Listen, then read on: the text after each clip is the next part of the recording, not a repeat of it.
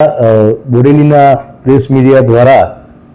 નગરપાલિકા વિસ્તારના આજરોજ થોડુંક ટ્રાફિકને અડચણરૂપ થતા દબાણો માટે એક ડ્રાઈવ કરવામાં આવેલી છે। જે દુકાનદારો પોતાની સરસામાન દુકાન સિવાય જે ફૂટપાથ પર મૂકે છે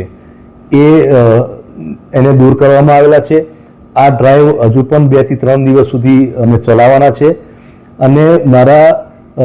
જે દુકાનદારો છે એને મારી એક અપીલ છે કે પોતાનો સરસામાન ફૂટપાથ પર ન મૂકતા પોતાની દુકાનમાં રાખે, જેનાથી એમનો પોતાનો ધંધો પણ સારો ચાલશે, લોકોને અવર જવર માટે જે તકલીફ પડે છે, જે મુશ્કેલી પડે છે એ પણ ન પડે। અને